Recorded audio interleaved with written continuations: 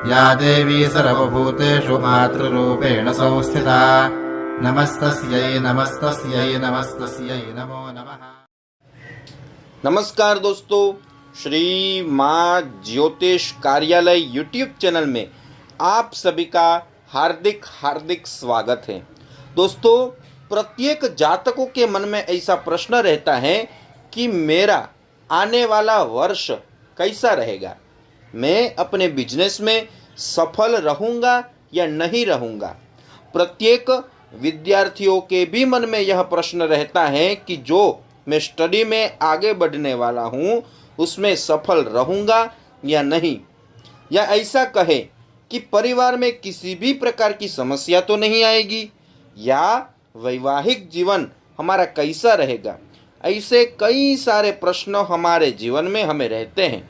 तो आज आपके सामने 2022 मेष राशि के जातकों के लिए हर क्षेत्र में कैसा रहेगा वो संपूर्ण जानकारी मैं आपके सामने रखने का प्रयास करूंगा। साथ ही एक बहुत ही सरल और उत्तम उपाय भी मैं आपके सामने रखने वाला हूं।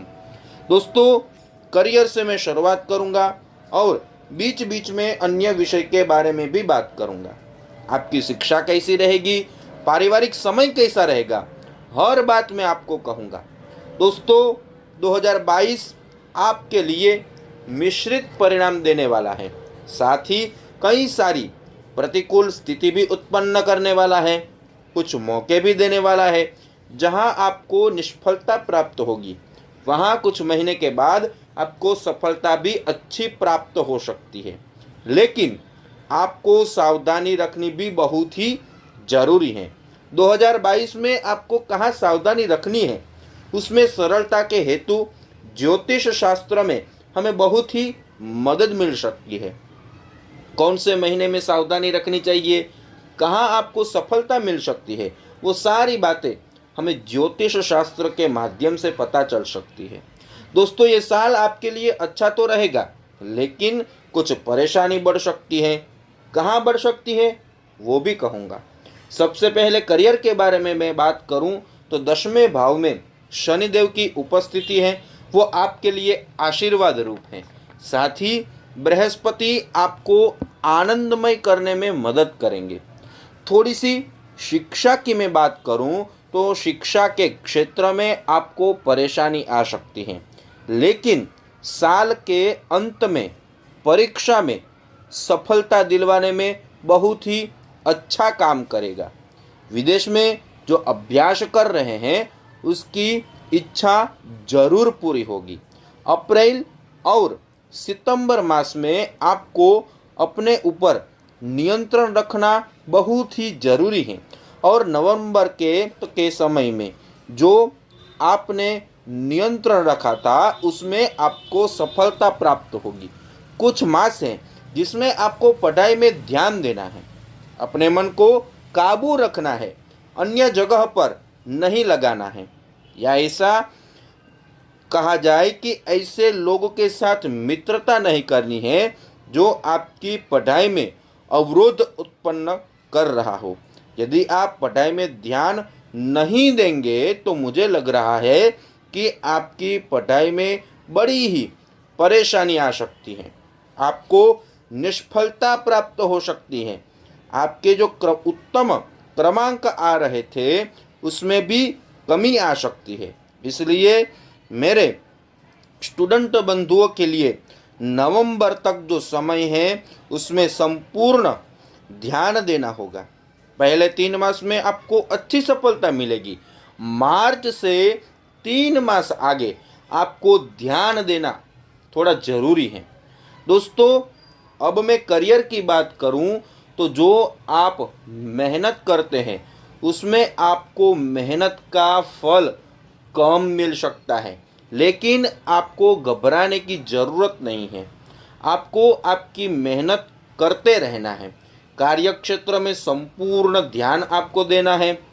व्यवसाय में आपने थोड़ी सी भी सावधानी यदि आपने नहीं रखी तो आपको निष्फलता प्राप्त हो सकती है। इसलिए आपको सावधान रहना बहुत ही जरूरी है, जिससे आपको नुकसान न हो, लेकिन उसके बावजूद भी आपको सफलता दिखाई देगी। अपना कोई बिजनेस कर रहे हैं तो उसमें भी आपको समझदारी दिखानी होगी, लेकिन कुछ महीने में जैसे अप्रैल से लेकर के सितंबर तक आपकी आय में उत्तम बढ़ोतरी होगी। साथ ही आपको जो धन की कमी आ रही थी, धन के मामलों में परेशानी आ रही थी, उसमें धन में बढ़ोतरी होगी। आप बिजनेस कर रहे हैं, उसमें आपको नए नए रास्ते मिलेंगे, नए नए स्रोत मिलेंगे। आपके लिए ये समय बहुत ही अच्छा साबित हो सकता है। साथ ही बृहस्पति गोचर हो रहे हैं, वो आपको आर्थिक तौर से मजबूत करेंगे। मानसिक परेशानी है आपकी, वो दूर करेंगे और धन कमाने के अच्छे अवसर प्रदान करेंगे। तो इसमें आपको ज़्यादा सफलता मिल सकती है। लेकिन एक बात ये भी है कि जो आप कमा रहे हैं उसमें खर्च भी आपका बढ़ सकता है, क्योंकि इस समय में बीमारी से आपको सावधान रहना होगा। अपनी और माता पिताजी की बीमारी से सावधान रहना जरूरी है, वरना आपको यहाँ विशेष खर्च भी हो सकता है। फिर से मैं थोड़ी शिक्षा के बारे में बात करूं तो मेष राशि के छात्रों के लिए मैंने कहा था कि मिश्रित फल मिलेगा, लेकिन कुंडली के ग्रहों के बारे में बात करूं तो शुरुआत के समय में ये साल मिश्रित परिणाम दे सकता है। उसमें आपको ध्यान देना जरूरी है। दूसरी कोई भी जगह आपको ध्यान नहीं देना है। साथ ही दोस्तों, आपके मंगल का गोचर 6 सितंबर से 12 अक्टूबर तक आपकी राशि में हो रहे हैं। इसके कारण स्पर्धात्मक प्रतियोगिता में आपको जबरदस्त सफलता मिल सकती है। विदेश में जो स्टडी कर रहे हैं उसके लिए ये समय बहुत ही अच्छा साबित हो सकता है। अब दोस्तों, मैं वैवाहिक जीवन की बात करूं तो वैवाहिक जीवन के लिए यहाँ थोड़ा सा परेशानी वाला समय रह सकता है। आपका बच्चा भी परेशान हो सकता है, आपको मानसिक चिंता हो सकती है। लेकिन इस वर्ष में आपकी राशि में चतुर्थ भाव में शनि के प्रभाव के कारण सुख की कमी का आप अनुभव करेंगे, लेकिन चिंता नहीं करनी है। शनिदेव की उपस्थिति के कारण आपके परिवार में भी उम्मीदों हैं जो आपकी उससे ज़्यादा कम साथ मिल सकता है। चिंता बढ़ सकती है, लेकिन आपको यहाँ सूझबूझ दिखानी है। साथ ही ऐसे में परिवार को समय देना बहुत ही जरूरी है। अपनी व्यस्तता के कारण यदि आप समय नहीं देंगे तो परिवार में कलह भी बढ़ सकता है, प्रेम में कमी भी आ सकती है। तो आपको परिवार के लिए समय देना बहुत ही जरूरी है। ऐसे समय में आपके लिए थोड़ा 3 मास के बाद जनवरी, फरवरी और मार्च के बाद थोड़ा परेशान करने वाला है आपके परिवार की वजह से। लेकिन फिर विशेष तौर से जुलाई महीना, अगस्त मास में आपको अपने परिवार में थोड़ा सा समय देंगे तो प्रेम बढ़ेगा और विवाद का अंत आ सकता है। यदि संपत्ति आप खरीदने वाले हैं तो आपको उसमें सफलता मिल सकती है। आपको अपने क्रोध पे ध्यान देना बहुत ही जरूरी है। क्रोध के कारण आपके परिवार में, वैवाहिक जीवन में, साथ ही आप जो व्यवसाय कर रहे हैं उसमें क्रोध के कारण विवाद का कारण न बन जाए, कलह का कारण न बन जाए, इस बात पे आपको ध्यान देना बहुत ही जरूरी है।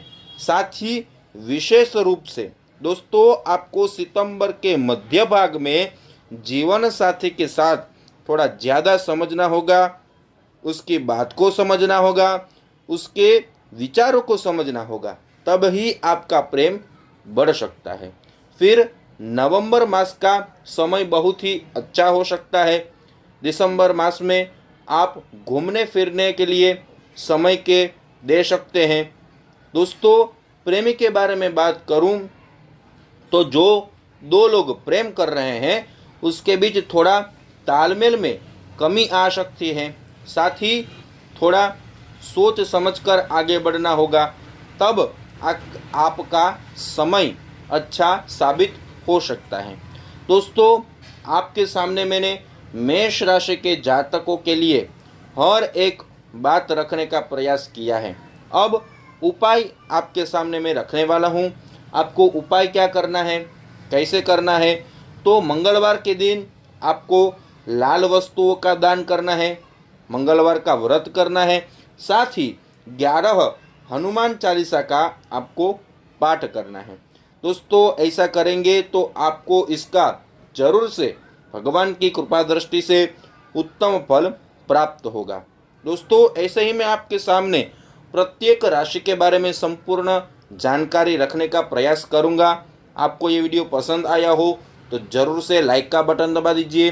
ये वीडियो अपने फ्रेंड सर्कल में ज़्यादा से ज़्यादा शेयर कीजिए और बेल आइकन को दबाना मत भूलिए, क्योंकि मेरे आने वाले सभी नए वीडियो की जानकारी सबसे पहले आपको प्राप्त हो। और दोस्तों, अभी तक मेरी चैनल को सब्सक्राइब नहीं किया है तो ज़रूर से एक बार सब्सक्राइब कर लीजिए। और जन्म कुंडली का विश्लेषण करवाना चाहते हैं तो मैं यहाँ व्हाट्सअप नंबर रख दूंगा, उस पर आप अपनी जन्म तारीख, जन्म समय और जन्म स्थल भेज देंगे तो आपको आपके व्हाट्सएप पे एक गूगल पे नंबर, फ़ोन पे नंबर या पेटीएम पे नंबर भेजा जाएगा। उसमें जो सुनिश्चित दक्षिणा की गई है वो आप भेज देंगे तो आपको आपके व्हाट्सएप पे जन्म पत्रिका भेजी जाएगी, जिसमें सरल उपाय, शास्त्रोक्त उपाय होगा। कौन सा रत्न धारण करना चाहिए, क्या आपको उपाय करना चाहिए, कौन से उपाय आपको पंडित जी के पास करवाना चाहिए, वो सब कुछ जानकारी उस पत्रिका में आपको भेजी जाएगी। दोस्तों, आप जो हमें प्यार दे रहे हैं उनके लिए बहुत बहुत धन्यवाद। यूट्यूब के माध्यम से हमारी फिर से मुलाकात होगी। जय श्री कृष्ण, जय भगवती।